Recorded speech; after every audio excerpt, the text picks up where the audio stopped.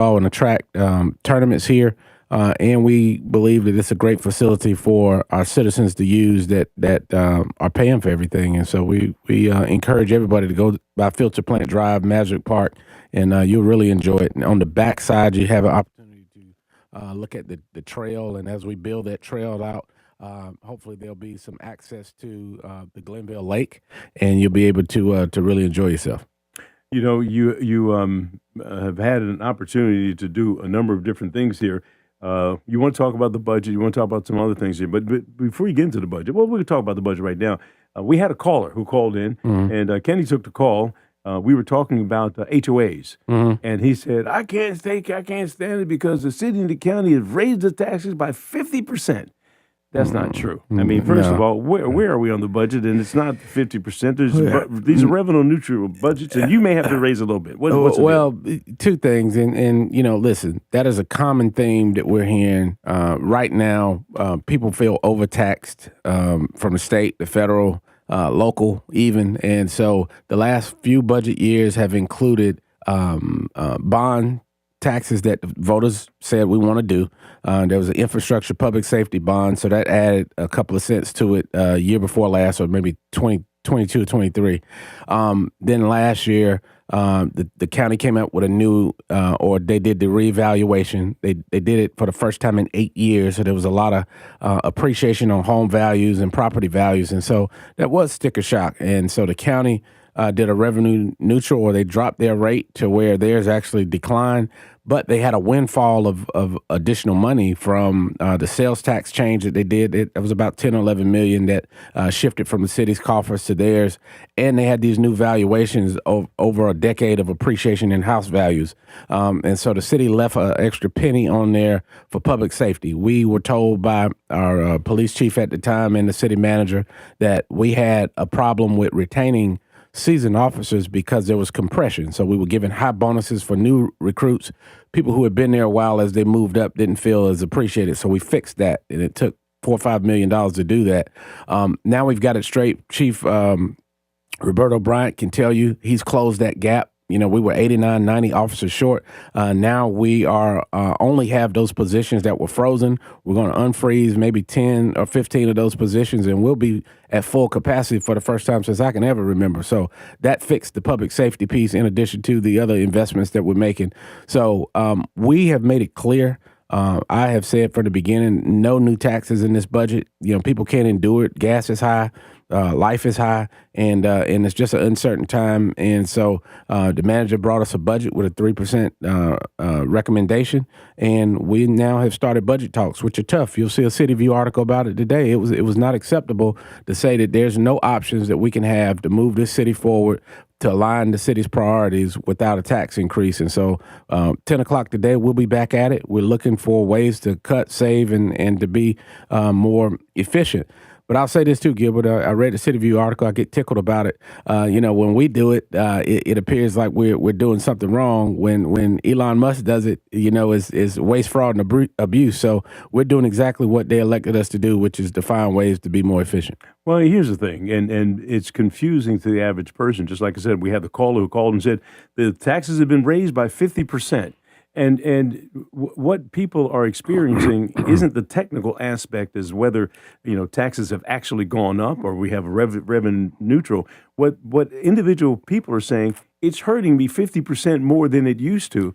And so that's the feeling that they have. And I get it. So, but it's not right to say that the taxes went up, but to anyone who's on a fixed income who now has to pay more in insurance for their mortgage or other rates that have gone up, then it feels like 50% taxes have increased. And taxes are taxes. It's the money. Well, your dollars don't go as far as they did. People are not making as much as they were, and so it's not keeping pace with the cost of everything going up. So at the end of it, they have less money left over. That's the bottom line, and they don't care whose fault it is. And when the city or the county sends a bill that is more than what it was last year, and your money has has been decreased as far as how far a dollar goes. They feel it, and we understand that, and that's why we're fighting so passionate to make sure that this budget doesn't include any tax increase while still delivering the services, while still moving our community forward. Okay, look, there's other things. We got the data center. We also have some new information about the convention center that you want to share with. We're going to take a pause, but I do, when we come back, if you can explain, when we approve a bond and you say it adds 3%, I don't think the average person understands that. Okay. I want you to think about that while we do our weather break and give us the condensed version of how that applies so that the average Joe can understand what it means when we approve a bond referendum. Gotcha. All right, you're listening to News Talk 640 WFNC. We've got local weather right now from CBS 17 meteorologist Rachel Dunsey. Today and tomorrow are going to be seasonal and pleasant, and while we're going to stay rain-free, temperatures will eventually warm very quickly into the middle 90s by the end of the week. That's your Fayetteville forecast. I'm CBS 17 meteorologist Rachel Dunsey. Okay, Rachel, right now, 56 degrees in Fayetteville, Hope Mills, and also in Grays Creek. You're listening to News Talk 640 with WFNC. Always first in News Talk for North Carolina. News Talk 640 WFNC. Stream online at WFNC640am.com. Never a password, never a fee. Ritchie Law Firm Injury Lawyers. Ritchie Law is on top of it. Go to ritchielaw.com. That's ritchielaw.com. Military retired? Back pain, neck pain, arthritis? Did you know the VA now covers chiropractic? If you're in pain and you're tired of taking pills, you're tired of injections, you're tired of medication, isn't it time to try chiropractic? Speak to your VA doctor. Tell him Dr. Nelson at Nelson Nelson Chiropractic wants to help you. 30 years of experience serving our proud military and veterans. Now the VA covers chiropractic. But you've got to request a referral to Nelson Nelson Chiropractic Centers. 6 locations, 8 doctors, 62 staff members, muscle stimulation, hydrotherapy, decompression, traction, trigger point work, ultrasound, interferential, cryotherapy, adjustments, and gentle spinal manipulation. Now, doesn't that sound better? Tell your VA doctor, send me to Nelson Nelson Chiropractic Centers. You've served us, now let us serve you. Now for all our great veterans, take it away, Debbie. Nelson and Nelson Chiropractic Center. We care for you. Tee off at Baywood Golf Club, Fayetteville's local favorite for great golf and southern hospitality. Play 18 beautiful holes on the Baywood course, just off I-95. Enjoy a friendly club atmosphere with food and beverages at the clubhouse. Tee times are available 7 days a week. Memberships and golf instruction are offered. Plan tournaments and outings with ease. Baywood offers an 18-hole course that is fun and challenging for every skill level. Visit BaywoodGolf.com for tee times. That's BaywoodGolf.com. Ready to feel refreshed, radiant, and recharged? At Quick Med Pharmacy and Clinic, our Quick Drip IV hydration experience is designed with you in mind. From Beauty and Glow to Be Lean, Immunity Boost, and the Reliever, each option supports your wellness inside and out so you can look and feel your best. It's time to reset. Simple booking, no confusing memberships. Appointments available Mondays 9 to 2 and Tuesdays 2 to 7. Quick Med Pharmacy and Clinic, 204 Westwood Shopping Center, Fayetteville. Quick Med Pharmacy and Clinic. Feel better quick. When was the last time your CPA brought you a strategy that dramatically saved you taxes? This is Roger Harris, president of Whitehorse Financial. The 2 biggest robbers of wealth are debt and taxes. Our team of tax attorneys and tax planners help successful people legally pay less tax. If you have over $1 million in retirement accounts or you're selling a business or real estate, we may be able to help. Call 910-339-26. Good Morning Fayetteville with Gilbert Bays on WFNC.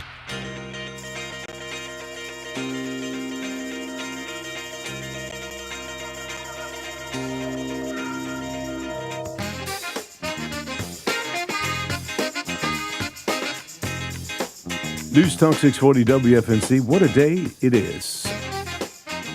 The mayor had to run out to get something from his car. I told him not to run because if he has a heart attack and needs mouth-to-mouth resuscitation, it's going to be up for you, Kenny, to bring him back. I like him, but not that much. Yeah, so here we he got, comes. He's coming here through he the comes. front door. And look, he's walking too because he took my advice. I said, "Do not run, Mr. Mayor." You know. So anyway, You guys are terrible. Well, what'd you have? You went down pick up something out the car. What'd you pick up? Just some notes. Okay, well, good to have notes. We were talking about some other things we want to talk about. Two things we want to make sure we get on before Shake Shaft gets in here with the Fayetteville Fire Department. They're going around to some areas in the city that are known to have high density fire possibilities with the this weekend to make sure people have fire smoke alarms and everything. Right. That's a big deal. Oh, they do a great job with that. Yeah. It's free. They'll come in, they'll assess your situation and install new smoke alarms and I think even carbon monoxide detectors. So it's an outstanding initiative, and our fire department is first class for that. Okay, let's get back to the mention at hand. I told you very quickly, when we approve a bond referendum and it says it's going to be an extra 2 or 3 cents, what is the public saying? What are they agreeing? And what does that mean in terms of your tax bill? Well, so what it says is that when you say, hey, we want to do these things, parks and recreation, for instance, and we had 7 or 8 or 9 projects that we explained to the citizens would come out of that, including the tennis center, sports complex, and some of those other things that we built, that adds 2 cents, let's say, to the tax roll recurring every year. So there was an add-on to your taxes, but it was citizen approved or voter approved. Same thing happened in 2022 when we said we need to catch up on our street paving, our sidewalks. We need the firefighters need new locations. We need a 911 center.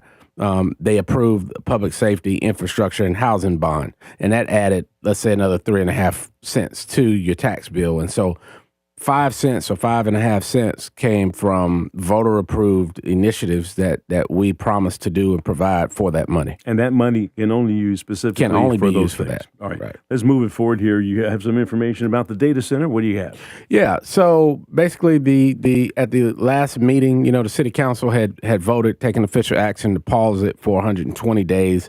We have a process called council member request, to where you can council members can ask the council to support or give a consensus to support certain things for more research and to bring it back to us. So we had a couple of council member requests. One was to reconsider a moratorium, which would be the opposite action of what 120-day action was, which was that we would just pause, do our research, and kind of review ordinances and options. And that didn't go anywhere because it went contrary to the council's direction. Then we also had a council member that said, let's schedule a public hearing so that we can hear from the public. Right now, Gilbert, at the end of it, we know without a shadow of a doubt, technology's coming, it's here. Fayetteville is and just like North Carolina is in the prime spot for data centers to have some interest in. I think it's only smart and prudent for us to discuss rules when and if this happens, because we know technology is not going to stop moving forward because Fayetteville decides to take a pause. And so the prudent thing to do is to make sure that we have ordinances and rules in place to make sure our people in our neighborhoods are protected. The General Assembly has a bill moving through there now that talks about the protection for the energy consumption, to make sure that it's specifically charged to the user, which was a big concern that we've heard from people. It talks about water usage, which was also a big concern from the people. And then the city and the county and local government controls zoning as to where things go. And so I think once those things are addressed, I haven't heard any new or concerns. Those were the main 3. And so I think that between the state regulation and the local governments that we'll be able to give the protection that people want, while still understanding the fact that technology is here. This is one of those things like the .com. People said, hey, the internet's going to do these things. But at the end of the day, 25 years later, we're still using the internet. Same thing with electricity and steam. So this is just one of those technological renaissance times. Well, here's the thing, and this is my analysis of it, or analogy, and I think it's prudent to make a comparison. For a long time, North Carolina was not involved with the lottery. Mm-hmm. And so you had people like me driving to South Carolina or driving up to Virginia to go ahead and play the lottery. Yeah. And so we missed out on a bunch of money for several years because we didn't want to have the lottery. And so now we have this potential with a data center to come in the area, and everyone all around us, they're getting them. And we're sitting on the sidelines with moratoriums and delays and lions and tigers and bears. Now, I'm all for making sure that when we get these things, that they're not going to do harm to our communities, and that's what the moratoriums would be, or the pause and the policies and everything. But we can't sit on the sideline while the lottery's in everybody else's state and everybody else is around us on board, and we're sitting here. And then now we're eventually on it. Right. So is that a pretty good analysis? I think that's a great analysis because at the end of it, you look at the DuPont and Chemours that they often bring up as an example. It is just on the other side of the Cumberland County line at Bladen County. But Bladen County's collected 50 years of taxes from it. Who's paying the cleanup costs? PwC ratepayers, Cumberland County taxpayers. That means that your surrounding areas took advantage of it without the regulation in place. And Cumberland County said, we don't want it here, but these data centers are not going to stop existing. They'll move to an unregulated area that we still may have the impacts without the tax revenue. So I think we have to be smart. We did I-95 like that. We said, hey, we don't want the federal government to bring a highway through our community. And they went around us, and it still exists today. And we missed opportunities because of that closed-minded thinking. All right. Well, I think we banged that one down pretty good here. And so now we've been talking about this convention center and what the county is doing and what the city is talking about, and there's a feasibility study. Where are we on that? Yeah, I think the preliminary showed that what my proposal is about something that will host conventions, a number of organizations that we did a preliminary study from the pathologists, the Physicians Association of North Carolina, the 82nd Airborne Association, the Sheriff's Association, School Board. All these people have conventions that they have in other communities, not ours, because we don't have the accommodations. And so this says there's a huge need for it. What the county was talking about was more of a hotel with a banquet meeting space and maybe a breakout room, but it's not to the level and to the scale of what we're talking about. So I think the next steps are staff will come back with the information that shows how much we're missing in this opportunity. It'll also give us an opportunity to bring people like distinctly Fayetteville and the county to the table. Fayetteville State has expressed interest that they want to have a conversation and maybe some participation in it. We'll do the same with Methodist and the hospital, and to see what it is in our community that we're missing so that we can capture that. It has shown, and we have a private developer that's very excited about it. So what it has shown is that these conventions that can have these gatherings of 3,000 to 5,000 people need about 500 hotel rooms close in or connected to in an adjacent position to be able to support that. Right now, we don't have that with the Crown Coliseum and that layout that we have. And downtown Fayetteville could use the boost with the businesses and the economics. All right, and we're into the feasibility portion of this. Timetable, in your perfect situation, when would you see a facility? Well, I want to push it fast. Right now, you have some interest. You have the arrangement with the new downtown developer that has moved forward with buying out the position of the guys who didn't put the hotel and the apartments there. We're excited about what he's doing. He's got a great track record, and I think he's got the financial wherewithal to do it. If somehow he's at the table along with the feasibility information to say where this will go, or if it's feasible with data that backs it up, the county's already spent the money for do a lot of the research. We'll be able to use that to see what the demand is. And so moving forward, bring all the partners to the table and make some prudent decisions. All right, Mr. Mayor, you come in here. Time to kick me out. Huh? Yeah, I'm giving you the boot. I get to give the mayor the boot. Bam, boom, bing. And but always good information. We got to keep people up to date on this because again, I had a caller come in and said you raised the taxes 50%, and that wasn't the case. Yeah, no, but we understand the pain, and we're going to work hard today to make sure that we don't raise taxes this year. All right, you're listening to News Talk 640 WFNC. We've got Fayetteville's most dependable forecast with CBS 17 meteorologist Rachel Dunsing. Today and tomorrow are going to be seasonal and pleasant, and while we're going to stay rain-free, temperatures will eventually warm very quickly into the middle 90s by the end of the week. That's your Fayetteville forecast. I'm CBS 17 meteorologist Rachel Dunsing. Okay, Rachel, 57 right now in Fayetteville, Hope Mills, and also at Fort Bragg. You're listening to News Talk 640. We're done.